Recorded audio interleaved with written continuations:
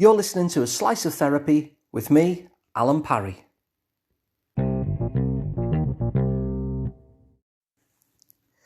Now, I don't know whether you've ever prepared or even watched a PowerPoint presentation.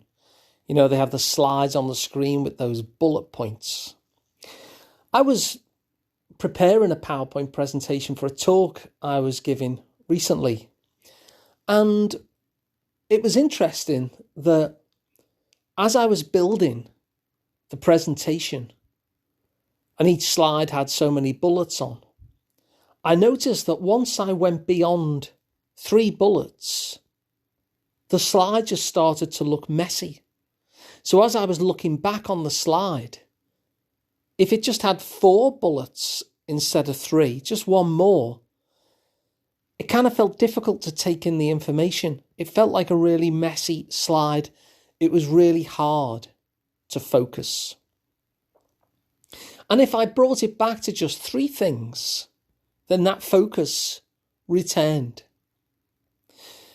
And I'm telling you this because this episode is all about focus and how focus can help us in our lives. It's very often that in my work as a therapist, there'll be somebody who is beating themselves up because the things that they're focusing on are not being achieved. And so they'll beat themselves up and think, I'm failing here at the things that I'm focusing on. And what I will tend to ask at that point is to have them tell me what they're actually focusing on. What are those things that they're focusing on? And very often, what they will do then is they will list about a dozen things.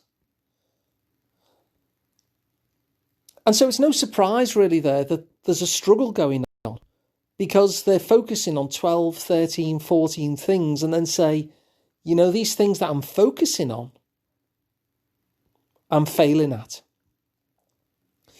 Now, if you think of, say, going to a concert or going to a play, there's a person at the back of the room who is in charge of the lighting. And that person who's in charge of the lighting, they're responsible for pointing the spotlight. And the reason why you have a spotlight, the reason why the lights go low in a theatre, and even the stage lights go a little bit lower than you might expect, is so the person with the spotlight can point it and help the audience know what it is that they should be focusing on. Otherwise, there'd be all sorts going on stage, and you might actually miss the thing. It's why in films, for instance, you have close-ups or even head and shoulder shots. You don't just see the entire park if you've got a scene with 2 people in a park. No, it focuses in just on those 2 people. You see their particular faces. So life gets very confusing and overwhelming when we don't have focus. And sometimes we think we're focusing on things when in fact we're not. Now, the big advantage of focusing is that it gives you 3 key benefits. It gives you purpose. It allows you to set priorities. And the third P is proof. So that's what I'm going to be talking about in this episode. How focus can give you purpose, priorities, and proof. Now, if you start with purpose, when you have focus, rather than your mind being dispersed around 12, 13, 14, 15 goals, then you start to have a purpose in life. There are many companies who basically measure themselves on one goal. So you might think, for instance, of there's a particular airline in America, and their one goal is to be the cheapest.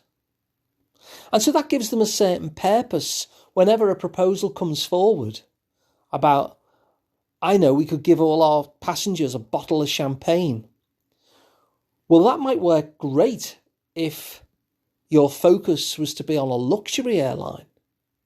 But if you want to be the cheapest, it automatically rules that suggestion out. And so once you actually focus on something, it gives you a real purpose. The second thing that it does is it allows you to set your priorities. The thing about life is that we get so many calls upon our time, and our time is limited. So how do we know what to spend our time on? How do we know what to say yes to? How do we know what to say no to? How do we defend our own boundaries if we're unable to set our own priorities? And so by having some sort of focus, you actually are able to set priorities.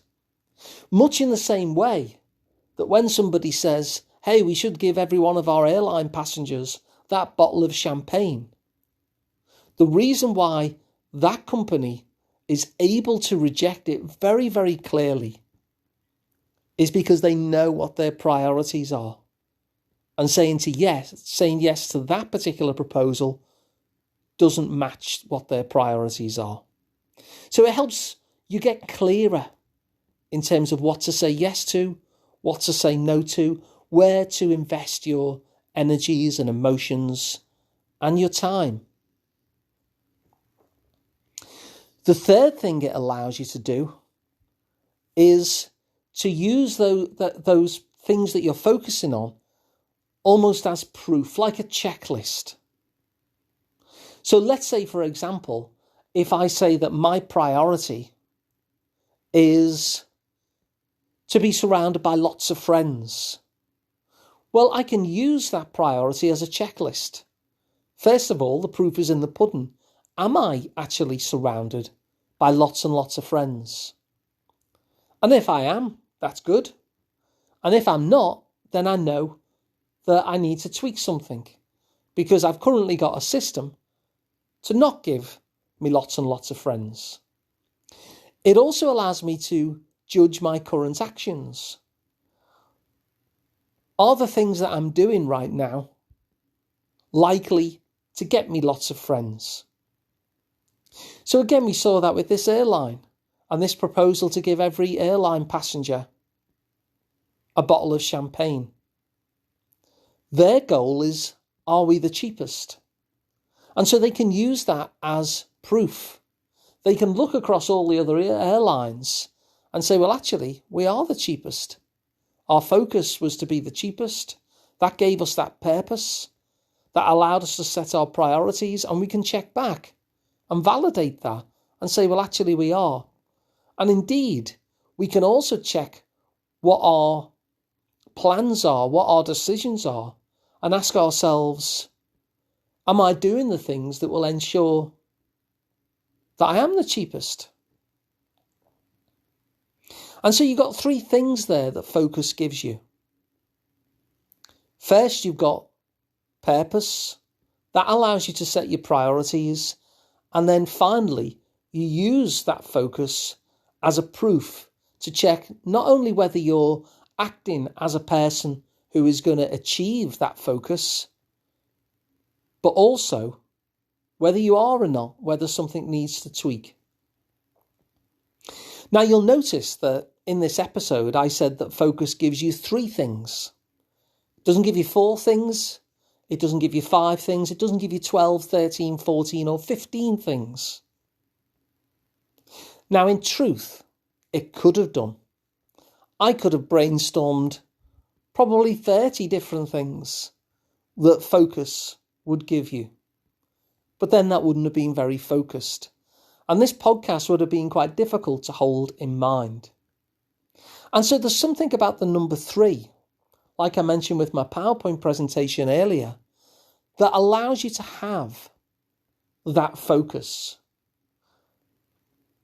It's almost like once you get over the number 3, that things start getting blurry in the mind. Now, of course, you can have focus with less than 3. But 3 seems to be a limit by which the brain stops handling things quite as well. And so my question to you is, when you check in on the things that you're focused on, what are they? Can you reduce them to 3 different things?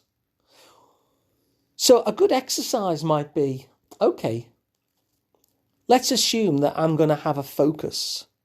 And so I'm going to limit my focus to 3 different things in terms of how I want my life to be. What are the things that I'm going to focus on in my life that's truly important to me? And make those things my focus.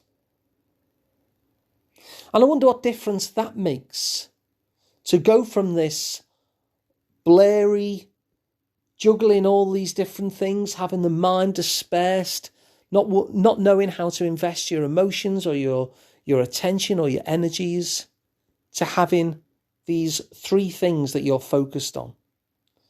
Because my guess is that will give you a sense of purpose, real clarity in terms of what you're headed for. My guess is that it will allow you to set your priorities. And of course, as we've already discussed, you can actually check in with yourself and use that focus as proof. Am I actually doing this? Am I a person who's on the way to doing this? So let's have a recap. I spoke about my PowerPoint presentation and how when I shifted from 3 bullets to 4, the whole PowerPoint slide no longer worked. It kind of lost its focus.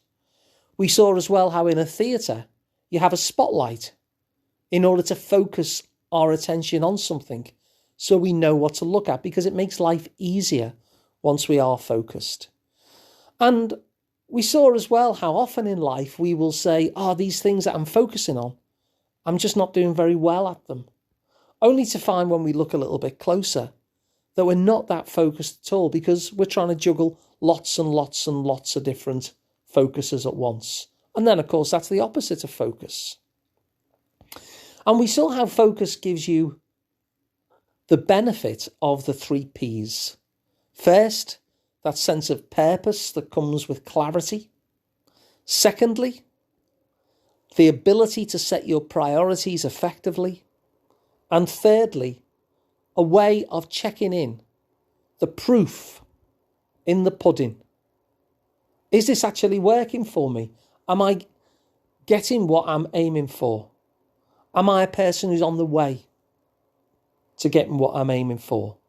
And we saw how the number 3 seems to be a limiter. And so the exercise was to really settle down with a piece of paper and a pen and maybe a cuppa and just start thinking, what are the 3 things that are truly important to you in your life? And so if you found this useful, then please pass it on so others can as well. If you'd like to work with me directly, then I'm Alun Parry. You can find more about me at liverpoolpsychotherapy.co.uk. And of course, you don't have to be based in Liverpool because I work online. And please subscribe to the podcast, because it means that you'll never miss an episode again, which is pretty good. And also subscribing to the podcast is absolutely and completely free. So thanks for listening, and I'll see you once again on the next one.